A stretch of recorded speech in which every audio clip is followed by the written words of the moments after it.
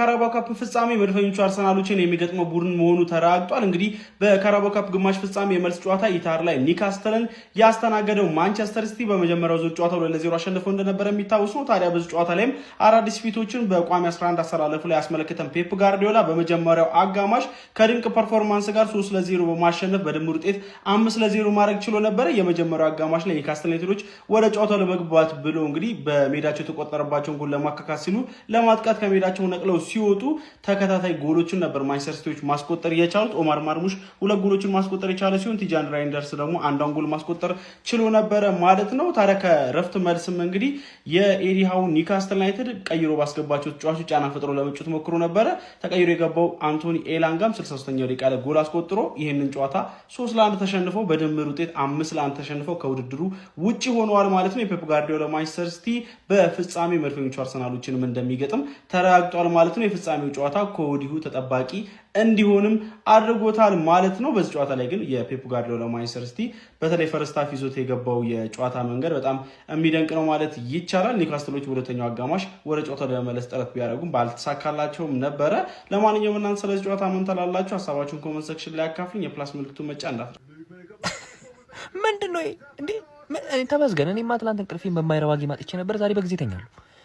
ግን ፈላው ምንድነው ያደረገው? ማን 32ኛ ደቂቃ ላይ ኦሬዲ የዌምብሌ ቲኬቱ መቁረጡን አረጋገጠ። በቃ ሻኛው ማን ሲጀመር ኒውካስትል አይረባም፣ መውደቁን አብሯል። ቀድሞ ነው ያመነው እና ዌምብሌ ፋይናል ላይ አርሰናል ከሲቲ የሚገናኝ ይሆናል አልኩ። ይሁን ያለው ነገር ማርሙሽ ይችላል። አንተ ሁለተኛ አላንድ በለው። በቃ ተመስገን። አሁን እንተኛ። የአርሰናል ደጋፊዎች እድል ከኛ ጋር ናት። በቃ እመኑ፣ እድል ከኛ ጋር ናት። ዘንድሮ ማንቸስተር ሲቲን ፕሪሚየር ሊጉን ብቻ አይደለም ምንነጥቀው። ያለፉትን 3-4 አመታት ማንቸስተር ሲቲ እንዴት መከራችን እንዳበላን፣ ጋርዲዮላ እንዴት እንዳሰቃየን አይደል? እሱን ሁሉ የምንበቀለው ፕሪሚየር ሊጉን በመብላት ብቻ አይደለም። ካራባኦንም ፋይናል ላይ ነጥቀናቸው ቀድመን ሲዝኑ ሳያልቅ ማለት ነው። ቀድመን ቅስማቸውን ሰብረን ነው ከዛ በኋላ ዋንጫውን የምናነሳው ማለት ነው። ፕሪሚየር ሊጉን ሻምፒየንስ ሊጉን የምናነሳው ከካራባኦ ማሸማቀቅ ጀምረን ነው። ይሄ ለኛ የተሰጠን እድል ነው። አስቡት፣ ኒውካስትል አልፎ ቢሆን ኖሮ ይሄንን ቻንስ አናገኝም ነበር። ሲቲን ቀድመን የማሸማቀቁ ቻንስ አይኖረንም ነበር ማለት ነው። እንኳንም ኒውካስትል ተለጠለጠ። ገና 30ኛው ደቂቃ ላይ ነው 3-0 እየተመራ ነውና ኦሬዲ ማንቸስተር ሲቲ አልፏል። የካራባኦ ካፕ ፋይናል አርሰናል ከማንቸስተር ሲቲ ሆኗል ማለት ነውና እድለኞች ነን። ይሄንን ቻንስ ስላገኘን ደስ ይለን ነው የሚገባው። ይመቸን። ደህና ደሩ። አሁን የምጠይቃችሁ ነገር የካራባኦ ካፕ ፍጻሜውን ማን የሚያሸንፈው አርሰናል ወይስ ማንቸስተር ሲቲ? ከአንድ ወር ተኩል በኋላ የሚደረገውን የካራባኦ ካፕ ፍጻሜ ማንቸስተር ሲቲ ከአርሰናል እንደሚያደርጉት አሁን የተረጋገጠ ይመስለኛል። ምክንያቱም ማንቸስተር ሲቲ በድምር ውጤት 5-0 ኒውካስትልን እየመራ ወደ መልበሻ ክፍል አምርቷል። በመጀመሪያው አጋማሽ ብቻ ኦማር ማርሙሽ 2 አስቆጥረው አንደኛውን ራይንደርስ አስቆጥረው 3-0 እየመራ ነው። በመጀመሪያው ሊግ በሜዳቸው ኒውካስትል ድረስ ሄደው 2-0 ማሸነፋቸው የሚታወስ ነው። ጥያቄው አሁን ለፍጻሜ የሚደርሱት ሁለቱ ቡድኖች አርሰናል ከማንቸስተር ሲቲ ማን የዋንጫው ባለቤት ይሆናል? ግምታችሁን፣ ምላሻችሁን ኮሜንት ሴክሽን ላይ አስቀምጡልኝ። ይመቻል። ፔፕ የሚባል የተረገመ ሰውዬ ግን አርቴታ ላልፋታ ነው ማለት ነው። ካራባኦ ካፕ ፋይናል የተረጋገጠ ሆኗል ማለት እንችላለን። ፈርስት ሃፍ 3-0 እየመራ ወጥቷል ማንቸስተር ሲቲ በአግሪጌት 5-0 ማለት ከዚህ በኋላ ይጨምርም አይጨምርም ኒውካስትል መውደቁን ያረጋገጠ ቡድን ነው። ፋይናል ፔፕ ጋርዲዮላ ከአርቴታ አሁንም ዋንጫ ሊነጥቀው ማለት ነው። ከዚህ በፊትም እያሳየ ሲነሳው ኖረ ፕሪሚየር ሊግ። አሁን ደግሞ ጭራሽ ተራና ትንሽ ዋንጫ ለፔፕ በጣም ትንሽ ዋንጫ፣ ለአንዳንድ ክለቦች ምናልባት ጥሩ ዋንጫ ሊሆን ይችላል፣ ግን ለፔፕ በጣም ትንሽና ተራ ዋንጫ ነው። ይህን ዋንጫም ሊነጥቀው ተከታትሎት መጥቷል ማለት ነው። ምርር አደረገው ማለት ነው። ገና የፕሪሚየር ሊግ ዋንጫ ይነጥቀዋል ማለት ነው። ይህን ቪዲዮ ሴቭ አድርጉት። እናንተን ከመጥላት ሳይሆን ቡድናችሁ የዋንጫ ቡድን እንዳልሆነ በደንብ ስለማቅ ነው ይህን የምናገረው። ማንቸስተር ሲቲ የካራባኦ ካፕ ዋንጫን ሁሉ ይበለዋል ማለት ነው። ይመቻችሁ። መድፈኛው ዋንጫ ደርሼ ላንቻ አላንስም። ትናንትናም ተናግሬው ነበር። ጭራሽ ምን ሰማሁኝ? ከናንተ ኒውካስትል ቢያልፍ ለኛ ይከብደን ነበር፣ እንኳን አለፋችሁ የሚል ነገር ሰማሁ። ዲስማች ኮንፊደንሳችሁን ወደዋለሁ። ምክንያቱም የዋንጫ ተጫዋቾች ናችሁ፣ የዋንጫ ቲሞች ናችሁ። ወይኔ ዲስማ እኔ በጣም እርግጠኛ ነኝ በቲሜም ማለት ነው። ልክ የራስ ቲም እርግጠኛ እንደሆንክበት ማለት ነው። ምን አይነት ጨዋታ ነው ዛሬ? ማርሙሽ ግን ማለት ነው በቃ እድል ይሰጠው። እኔ በጣም በቃ ይሄ ልጅ ማለት ነው ከዚህ ቤት የወጣ ቀን በቃ እኔ እንደ ፓልመር የምቆጭበት ሰው ቢኖር ይሄንን ነው። በጣም እድል ሊሰጠው ይገባል። ዛሬ ለምንድነው ግን ሰከንድ ሃፍ የምንበለጠው? ለምንድነው ሰከንድ ሃፍ እንደዚህ አይነት ድብደባ የሚደረግብን? ባለፈውም እንደዚህ የፔፕኔ ታክቲኮቹ ለምን ሰከንድ ሃፍ የሚጠቀመው ነገር አይገባኝም። ይሄ ልጅ ግን እድል ይሰጠው። ልክ ፎደን ይቀመጥ፣ ፎደን ለሊቨርፑል ጨዋታ ደቅ፣ ይሄን ሰውዬ ስታርቲንግ ላይ ማየት ፈልጋለሁ ለሊቨርፑል ጨዋታ ማለት ነው። በስማም ራይንደርስን ታረጋለህ፣ በዛ ኤት ኑሪ ተስማምቶታል። ዶኩ መመለስ አለበት ለዚህ ቲም። ሴሜኖ አሪፍ ነበረ፣ ናይስ ነበረ ዛሬ። እንዴ ስለ ቼልሲ ሳላወራ ላልፍ ነው እንዴ? ተቀይሮ ገብቶ አንተ ይሄ ሰውዬ እኮ ማለት ነው ራሱ በቃ ሜሲ የሲቲው ሜሲ በለው ራሱ በቃ አረ ድሪብሉ እንዴ ነው የሚያልፋቸው። በቃ ጅል ሜሲ ራሱ እያልኩ We are going to Wembley again አባቴ ለካራቦ ካፕ ፍጻሜ ደርሰናል። አርሱ የለኔ ስቋጥሪ ነበራ እኔን ነበራ የምትፈልጊው ለፋይናል ይሄው መጥቻለሁ እኔም እንዴ ችግር የለውም ይዋጣልናል ዘንድሮ። እኔ ቀደም ብያቸዋለሁ በአራት ግንባር ነው እየተዋጋው ያለውት እነን ወያላ እና አንዱ ግንባር ይሄው ፋይናል ደርሰናል። እዛ እንቃጠማለን ማለት ነው። እነሱ ምን እንፈልጎኛል እኛም እነሱን እንፈልጋለን ይለይልናል ማለት ነው። ለማንኛውም አልፈናል። በጣም አሪፍ ጌም ነበር። ሰከንድ ሃፍ እንዲህ አሪፍ ይሆናል ብዬ አላሰብኩ ነበር፣ ምክንያቱም ፈርስት ሃፍ ነበር ጌም ያለው። አክቹአሊ ጌሙ ያለቀው የመጀመሪያውን ጎል ስናገባ ነው። በቃ ማርሙሽ ልክ መጀመሪያውን ጎል ሲያገባ አልቋል ብዬ አስቤ ለሆነ ግን ከዛ በኋላ 3-0 አሸንፈን የመጨረሻው አሁን ሰከንድ ሃፉ ቦሪንግ ይሆናል ብዬ ነበር። አልሆነም። በጣም አሪፍ ነበር። እነሱም ኤላንጋና ዊዛን አስቀይሮ ገብቶ አሪፍ ጌም ተጫውተዋል። እኛም ደግሞ እነ ሃላንድን ቸርኪን ገና ቀይረን ገብተን አሪፍ ጌም ነበር። ጌሙ አይደብርም፣ ለቆየ ሰው አይደብርም። ለማንኛውም መደበር ምናምን አይደለም። አሁን ወያላ ይፈልገኛል፣ እኔም መጥቻለሁ። ፋይናል ላይ እንገናኝ። ይመቻችሁ፣ ቀጠሯችሁን አክብሩና ኑ። ፋይናል ምን እንደሆነ አንቺ ብዙ ጠፍቶብሻል፣ አንድ 5 ዓመት ስላልተጫወትሽ አሳይሻለሁ አንዳንድ ነገሮችን። አታስቢ ብቻ ቀጠሯችን ላይ እንዳትቀሪ። ያኔ ለጥፌሽ ዋንጫው ሲቀበል ታወሪኛለሽ። ይመችሽ። ማንቸስተር ሲቲ የደነዘዘና የነተበ ኒውካስትልን ያየ ነው ጀማው። እኔ ለእሁድ ለሊቨርፑሉ ጨዋታ ሲቲን አዳክሙ ጥሎት ያልፋል አላልኩም እኮ። ቢያንስ እንኳን ይፈትነዋል፣ ያዳክመዋል፣ ተጫዋቾቹን ጉልበት እንዲቆጥቡ አያደርጋቸውም፣ በደንብ ጉልበት ያስወጣቸዋል፣ እጅጉን ይፈትናቸዋል ብዬ ጠብቄ ነበር። ግን በታሪክ ማለት እኔ ኳስ ባየሁበት ዘመን ማለት ነው እንደዚህ አይነት ውዳቂ ኒውካስትል አይቻላል። ውዳቂ ማለት ነው። ፈርስት ሃፍ ምንድነው ፐርፎርም ያደረጉበት መንገድ እናንተ የሊግቱና ስሪ ቡድን ራሱ በእንደዚህ አይነት መልኩ ፐርፎርም አያደርጉም። እረ ጉዴ ፈላ። ለማንኛውም ሲቲ በዚህ ጨዋታ ላይ ብዙ ጉልበት አላወጣም። ጀሞ ኡማር ማርሙሽ 2 ጎል አስቆጥሯል። ከዛ በጭማል ለሊቨርፑል ጨዋታ ጉልበቱን በደንብ ቆጥቧል። ይህ ማለት ግን ሲቲ ጠንካራ ነበር ማለት አይደለም። ከሲቲ ጥንካሬ ይልቅ የኒውካስትል ውዳቂነት በጣም በጨዋታው ላይ በስፋት ታይቷል። ያገኙትን እድል አለመጠቀምን ጨምሮ ማለት ነው። ለማንኛውም ግን ሲቲ ከኛ ጋር ለፋይናል የሚገናኝ ይሆናል። ዌምብሌ ላይ አጥቤ ማሰጣ ይሆናል ማለት እኔ አልምርህም። ምክንያቱም አያም ዘገነርስ ማን አላዳመጠህም ነው መለጀም። አው ይመቻችሁ። ዛሬ ማተተኪ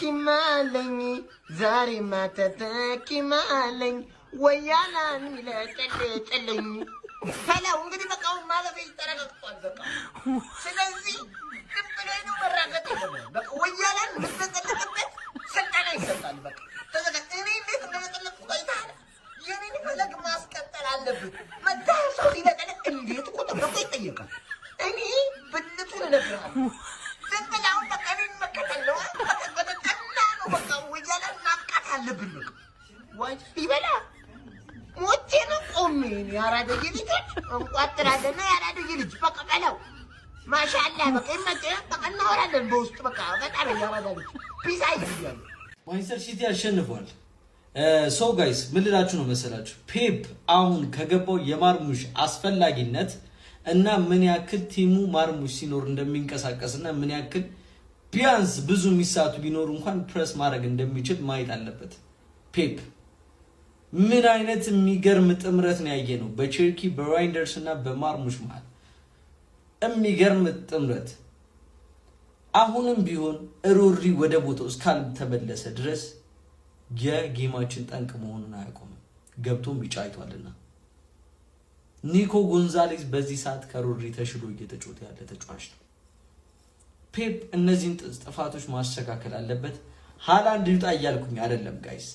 ሃላንድ ባለበት ማርሙሽ ማገዝ አለበት። ትዝ ይላችኋል የሃላንድና የአልቫሬዝ ጥምረት። እንደሱ አይነት ጥምረት መስራት ይችላል በእነዚህ በሁለት የሚገርሙ አጥቂዎች። ተረዳኸኝ አይደለ? ሶ ፔፕ ይሄን ነገር ቢያስተካክል የሚገርም ሲዝን ማሳለፍ እንችላለን። ሶ ላይክ እስቲ እናንተንም ሐሳብ አስቀምጡልኝ።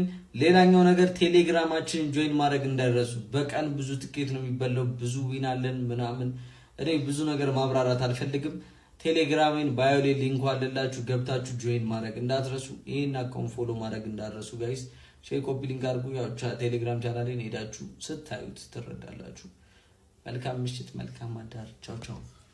ማን ሲቲ ኒውካስልን ኦልሬዲ በ30 ደቂቃ ቀለደበት ነው ማለት 32ኛ ደቂቃ ላይ 3-0 ፈርስት ሃፍ ነው ቪዲዮ የምሰራው ሰከንድ ሃፍ የኳስ አፍቃሪ ስለሆንኩኝ አየዋለሁ ግን የሚለወጥ ነገር ከሌለ ሐሳቤን የሚያስቀይረኝ ነገር ካሌለ ምናልባት ካምባክ አይኖርም ብዬ ገምታለሁ እዚህ ላይ ሐሳቤን ሰጥቼ በዛው ኳሱን አይቼ ደሽ ነው ብለው ሚመሮች የአርሰናል ኤዲተሮች ማለት ለአንድ ወር የሚሆን ግባት ነው የምሰጣችሁ አሁን የማን ሲቲ ደጋፊዎች ይመጡና ላንቺ ነበር የቋጠርኩት አሁን ፋይናል ላይ እለጥፍሻለሁ ምናምን ይሉሻል ያሁን ግባቱ የቼልሲ ደጋፊዎች ፓላስን ስናልፍ ኤግዛክትሊ እንደዚህ ነበር ያሉት ኤግዛክትሊ እንደዚህ ማለት ወፋይ እንኳን አለፍሽልኝ ወያላው አገኝሻለሁ ምናምን እሱን ሰብስብና ደርሶ መልስ እንደተለጠፉ ታሳይልኛል ገባሽ አይደለ ፈላውም ማለትሽ ስለማይቀር መቆጣጠራት እሺ ፋይናል ላይ እንኳን ማገኝሻለሁ የኛን አታክ ማስቆም እቺ መሰለሽ አባቴ አንድ ጨዋታ ስታሸንፊ ሲቲ ኢዝ ባክ ከዛላ ደግሞ ጀስት ኳን ከ3 ቀን በፊት እኮ ተዋርደሽ ነው የመጣሽው በስፐርስ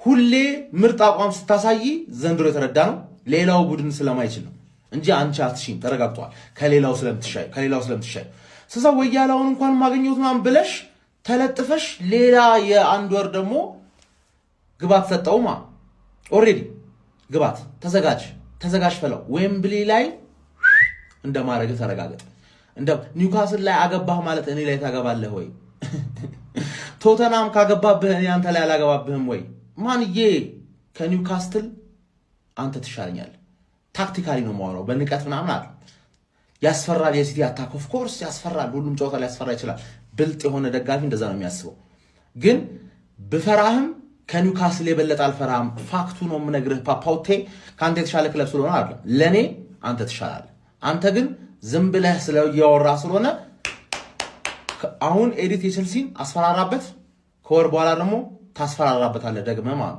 ስለለጥፋቸውና ይሄን ቆርቆሮ ስንበላ ቆርቆሮ ነው ግን ማንንም አይበላውም እኔ እስካለው ድረስ እሺ ቋጣሪያንስ ስለ ጨዋታው አላወራ ውጤቱ ይናገራል ስለ ተጫዋቾቻችን ነው በእናታችሁ በመጀመሪያ ያው ራሱ ነው እድል ተሰጥቶት ፔፕን ዲስአፖይንት አድርጎ የማያቅ ሰውዬ ኦማር ማርሙሽ ከኒውካስትል ጋር ችግር አለበት በቃ ሁለት ጎል ያገባባቸው በደቂቃዎች በ10 ወይ በ15 ደቂቃ አምና ሃትሪክ ነበር የሰራባቸው በ15 ደቂቃ ነው ምናምን ፈርስት ሃፍ ሃትሪክ ሰርቶባቸው ትዝ ካላችሁ ሌላኛው ሬንደርስ ቤንች የሌለበት ልጅ መሆኑን ፔፕ ስንቴ ነው መማር ያለበት በማርያም ዛሬ ስንት ቻንስ ጎልም አግብቷል ስንት ቻንስ ነው ክሬት የሚያደርገው የሚሯሯጠው ሙሉ ሲልቫውን ከዚህ ተሽሎ ነው በማርያም ባለፈው ከቶተናም ገብቶ እንኳን ባለቀ ሰዓት አስገብቶት እንኳን የሚገርም ቴስታ ሞክሮ ለትንሽ ስቶን ይወጣው በፍጹም ቤንች እንዳላየው ከዚህ በኋላ